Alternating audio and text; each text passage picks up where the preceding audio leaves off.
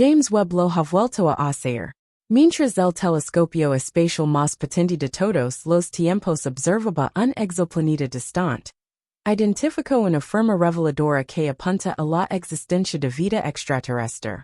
Pero, ¿cómo rastrearon los expertos este sensacional descubrimiento?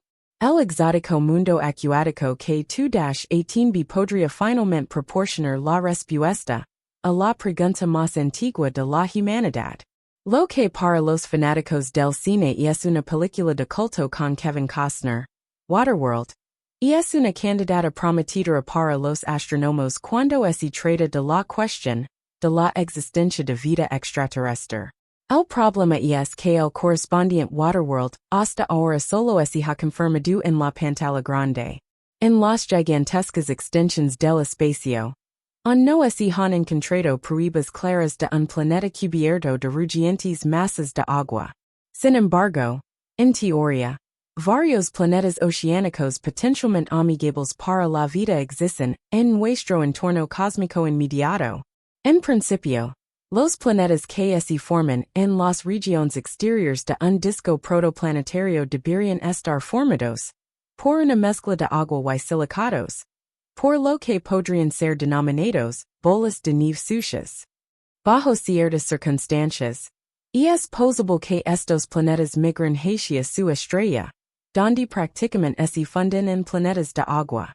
Este destino podría haber ocurrido al exoplaneta GJ 1214b. Las observaciones del telescopio Hubble han demostrado que su atmósfera se compone principalmente de vapor de agua.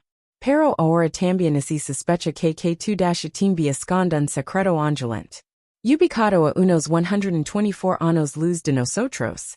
En el reino de la enana roja homónima K2-18, el mundo planetario alienígena fue descubierto en 2015. En total, el cuerpo celeste podría tener el formato de una supertierra o un Neptuno más pequeño de lo habitual.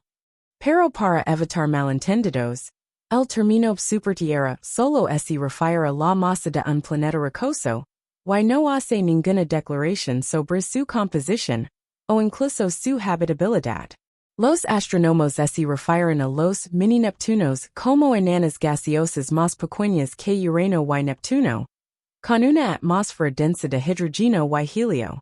En el caso de K2-18b, sabemos que se han identificado fuertes evidencias de vapor de agua en su atmósfera, por lo que este podría ser el primer exoplaneta con depósitos de agua conocidos, que también están presentes en forma líquida.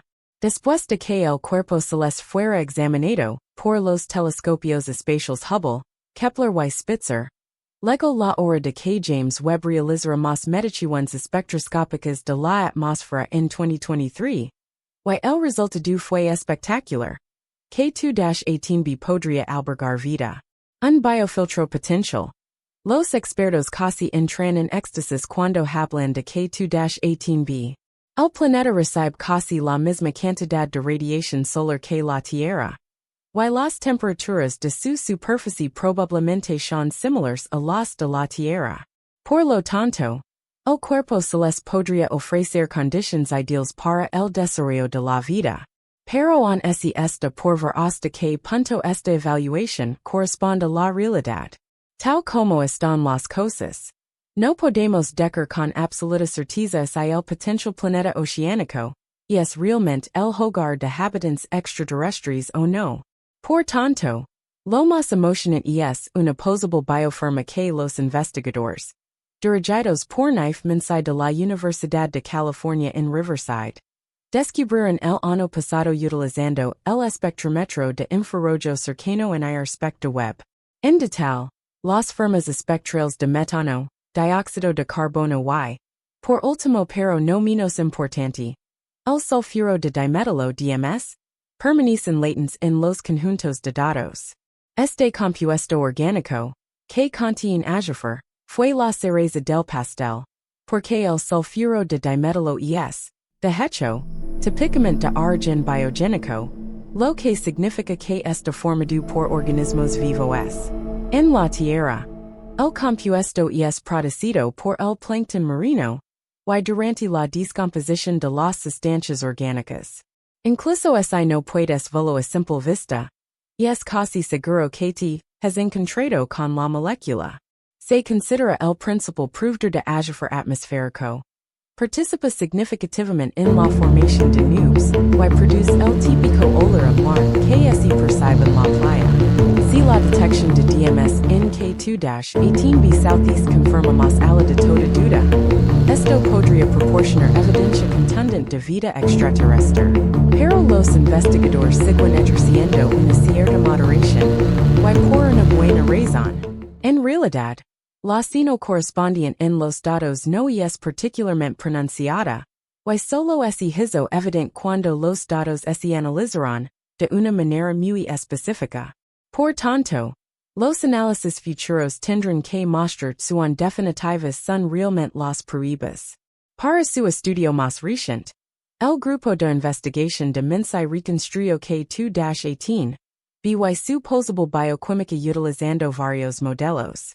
En estos modelos, los expertos simularon el océano y la atmósfera, y luego investigaron la cantidad de DMS que los organismos potenciales tendrían que haber producido para que se acumulara en la envoltura de gas. Los investigadores también observaron dónde exactamente se acumula en la atmósfera, y que tan rápido se descompone nuevamente por la radiación. Al final del estudio, el resultado fue que los gases biogénicos de agua pueden, en principio, acumularse en estos cuerpos celestes ricos en hidrógeno hasta tal punto que son detectables para nosotros. Sin embargo, este hallazgo tiene una limitación decisiva. Para detectar la concentración correspondiente en K2-18b, la producción de DMS por parte de organismos extraterrestres tendría que ser, al menos 20 veces mayor que en nuestro planeta. La razón de esto es que gran parte del compuesto se descompone directamente de nuevo por la descomposición fotoquímica bajo la influencia de la luz solar.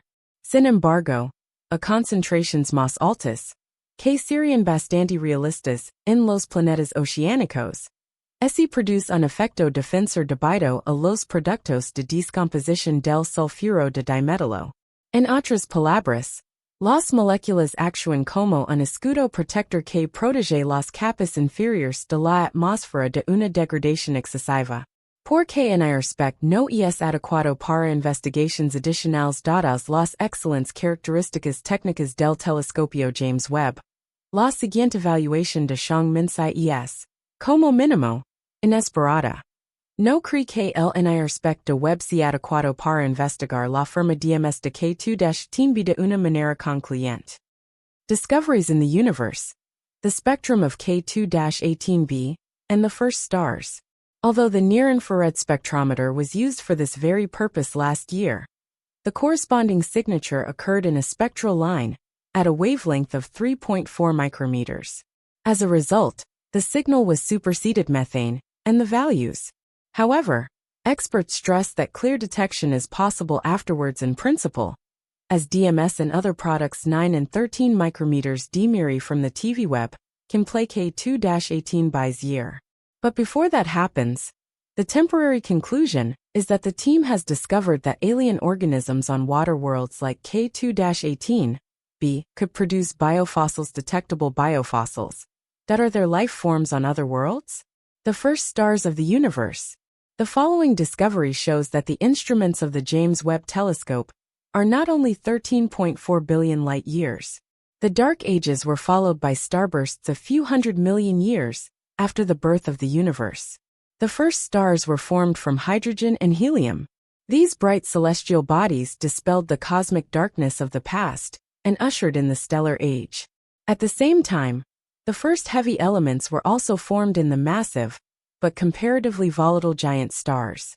For experts, tracing the first generation of stars, which emerged from the intact gas of the early universe, is one of the most important research goals.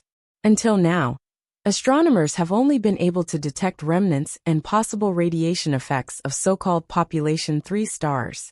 This is mainly due to the resolution of our telescopes, which is simply too low to detect stars at such enormous distances. But now, the search for stars has been enriched by another detection technique.